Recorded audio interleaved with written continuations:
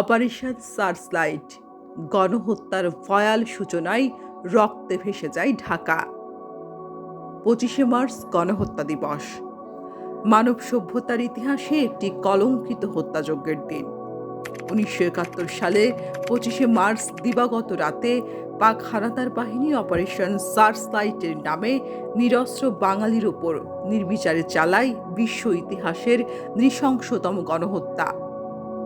Operation searchlight ছিল বাঙালির একটি প্রজন্মকে নিশ্চিহ্ন করে দেওয়ার এক নারকীয় পরিকল্পনা।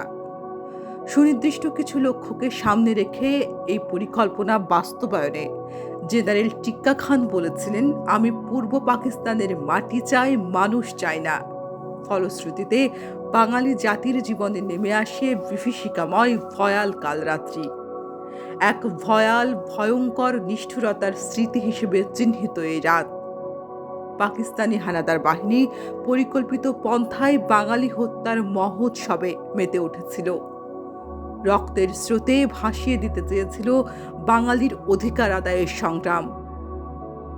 1971 সালের 25শে মার্চের কাল রাতে পাকিস্তানি বাহিনীর বর্বর হামলার প্রেক্ষাপটে 27 মার্চ তৎকালীন সেনাবাহিনীর মেজর এবং পরবর্তীতে স্বাধীন বাংলাদেশের রাষ্ট্রপতি জিয়াউর রহমান চট্টগ্রামের কালুরঘাট বেতার কেন্দ্র থেকে বাংলাদেশের স্বাধীনতার ঘোষণা দেন, যা মুক্তিযুদ্ধকে সুসংগঠিত করতে গুরুত্বপূর্ণ ভূমিকা রাখে। অপারেশন সার্চলাইট 25শে মার্চ 1971, যা পৃথিবীর বুকে নৃশংসতম এক গণহত্যার নাম। বাঙালি যখন তার অধিকারকে আঁকড়ে ধরেছিল, বর্বর পাকিস্তানি হানাদার বাহিনীরা তখনই বুঝতে পেরেছিল কোনো কিছু দিয়েই এই বীর জাতিকে দমিয়ে রাখা যাবে না। তাই 71-এর সেই রাতে শুরু হয় নৃশংস গণহত্যা, যা জন্ম দেয় মুক্তিযুদ্ধের। শুরু হয় স্বাধীনতার সংগ্রাম, শুরু হয় মাতৃভূমি ফিরে পাওয়ার লড়াই। 25শে মার্চ কালো রাতে শুরু হওয়া বর্বর পাকিস্তানি হানাদার বাহিনীর গণহত্যা চলতে থাকে মুক্তিযুদ্ধের পুরো সময় ধরে।